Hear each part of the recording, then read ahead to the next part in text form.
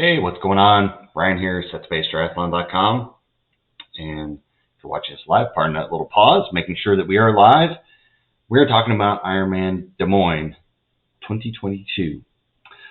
This year it's going to be a full. So as we're doing this live, I've got another screen open up. If you have any comments or questions as we're talking about it live, put them in there, and I will be glad to answer them as we go along.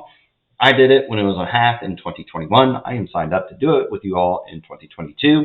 And some interesting changes are afoot. And we're going to talk about them, and one being the swim course. So I pulled up the website, as you can see here in the background, June 12th, 2022. It is coming fast. Right now, recording this video is April 5th. So it's around the corner. Hopefully you guys are out there getting your miles and getting everything in. So we're going to talk about, I downloaded the swim course. So I always like to save them while I am talking to you guys. We'll do that later.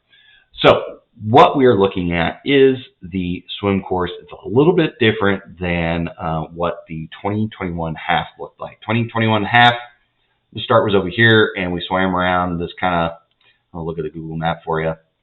So we started off in this little beach area, and we swam basically the entire lake around the perimeter of it, and then we came back in the Grays Lake Park was the finish at. And this year is going to be a little different. The start and the finish are going to be pretty close to each other.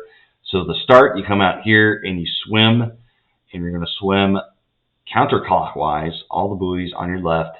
You're going to go over this land bridge, and you come back out and you do a second loop. So it's going to be a little interesting. I've done swims like I'm in Florida. We come out on the beach and we run across to do the second loop. So it's a little bit of a break, but it's a little bit different. You get to go over this land bridge twice. Which is different. There's going to be an aid station, which usually not, well, let's take that back. I'm in Florida. When we come out on the beach, they have water and everything like that if you need it. But typically, when you do a full Ironman swim, there are no breaks in between. Sometimes there are two loops, but you don't get out of the water. This one's a little bit different. It's going to be unique. This is the first time I've kind of run into this. So when you look at it, you're going to run across this little like peninsula-looking deal.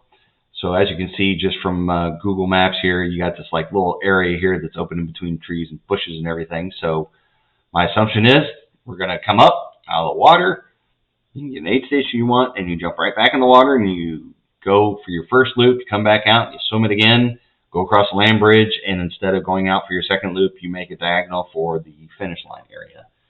So that is going to be interesting, I think, in itself. I do believe this will be a crowded swim, especially in Grays Lake. If you look at it here on Google Maps, it looks okay, but when you're out there, especially for the half, I mean, they let us probably 4 to 5 athletes go every 5 seconds or so. And there's wall-to-wall people. I really did not get an opportunity where I was swimming in clean water without people around me. So especially for a full, there's usually quite a few more people.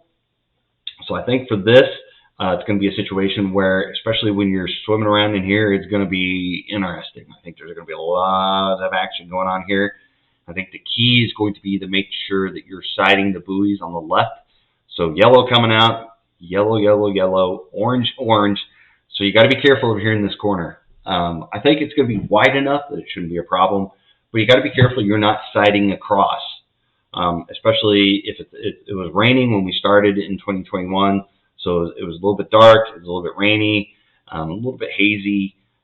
I didn't have a problem really sighting the buoys because it's wide enough that it wasn't a problem. But when you got a bunch of people here, and it's going to be a little bit thinner there in the course, it's a little bit tighter together, I think it's just going to be interesting. You need to be on your toes, metaphorically speaking, since you'll be swimming. But you want to make sure that you are sighting to the correct buoys, because I think it's going to be a little difficult when you get the orange here at the end. So and usually the count is correct if you look on the maps to what they actually put on the swim site. But notice there's this nice little land bridge here. So during the day before, I'd recommend go out here, and once you drop your stuff off, there's walking paths to get over here, whatever. Just come over here and kind of check it out. Make sure that you know how many of these buoys are 1, 2, 3, 4, 5 yellow, and then 2 orange. I think the key is going to be making sure that you're sighting often and sighting well and making sure that you're going to the correct buoys, because the last thing you want to do is swim across and somebody tells you, no, you've gone too far, you need to swim back. And you have to swim across here and then get back on your line. So make sure that you're sighting to the correct buoys. Orange is always on the back, so at least you don't have to worry about on the back side being like, oh, that looks like a yellow buoy, I need to make sure I'm sighting to an orange buoy. Because you can be out there and it can be disoriented, and you can think all you want, you're swimming straight and you've got no problems, but sometimes you swim through a bunch of people, you pop your head up and suddenly you've lost the buoy and you thought you knew right where you were. It takes a minute to get your bearings and you find where you're going. I think this is going to be crucial, especially this little long swim. This looks a little bit long to be going before there's a buoy, but I will say once you get to this point, it shouldn't be as congested. Hopefully, once you veer off and you're doing your final little loop, it's not as much of a problem. But I think this is going to be quite interesting, especially for the people kind of at the beginning. So once you start swimming out here, there's going to be people out here. It's when you're coming out here to do the start, I would definitely swim wide of this to make sure that you're avoiding anybody coming in, because they're going to take that turn, and if it's a faster swimmer, they'll probably just swim right over you, and that's not going to be very fun. It's probably going to be, like I said, I think this is going to be pretty congested. Same kind of applies. You can look back at my videos and look at what I kind of recommended for the swim for Des Moines 70.3 in 2021. Always bring tinted goggles. I brought a full sleeve wetsuit and a speed suit, and it was wetsuit optional, so I wore a speed suit for the half. Crossing my fingers that this one for a full is going to be wetsuit legal, especially in June in Iowa, you would think. But last year it got like almost the 90s towards the end of the race. It was raining, storm, delayed the race, pushed us into the kind of the heat of the day, and then suddenly it just got hot. It was disgusting and humid and horrible. And I did not have a good finish to that race. So hopefully 2022 is a little bit different in the weather category, but it could be raining, could be cold. It is Iowa in the north in June. They're still having snow up there. So just be prepared. I definitely have a full sleeve wetsuit. Definitely have a speed suit just in case it's wetsuit optional, so you can go out there and do the swim. I always take tinted swim goggles. I wouldn't worry about like neoprene swim caps or anything like that. It's probably not going to be that cold. But do be aware that you're going to be crossing this little land bridge. So there's going to be a little break here where you actually get up out of the water, run across the land bridge, have an opportunity to get some water or hydration, jump back in and swim and do your second loop. So, swimming's not your bag, and it's not exactly my favorite. It's a good opportunity to get up out of the water and kind of shake things off and just kind of get your bearings, look around, see what's going on, get back in there and start swimming the rest of the way. Note that when you come out of the swim here in Grays Lake Park, that's the same exit as 2021 for the half, or pretty close to it. I don't know if they're going to put it exactly where it was, but it was over here. So we had to run through this little path area to get to the path that goes underneath Fleur Drive.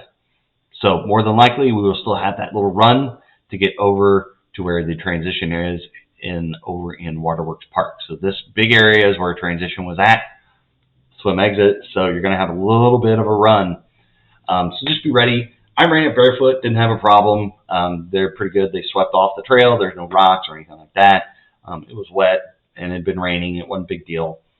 Just be ready for that, and you're going to have a little bit of a run. So as you're running through, that gives you time to take off if you're wearing a wetsuit or speed suit, take off the top down to your waist, have it around your waist, take off your goggles, take out your earplugs if you wear them, take off your swim cap, just have everything in your hand ready to go. As soon as you hit transition, all you got to do is peel your wetsuit off, throw your gear, and get your bike stuff on and hit the road. So that's generally kind of the tips. And you can see here on Google Maps, Grays Lake is green. It's pretty murky. You're not going to be able to see that much in front of you. There are reports last year it was a little shallow in spots. I never did run into a problem where I touched the bottom of the lake or anything like that, but I didn't stop and check at any point in time. So it just kind of depends how much rain, how much snow they got over the winter, how deep the Grays Lake is going to be.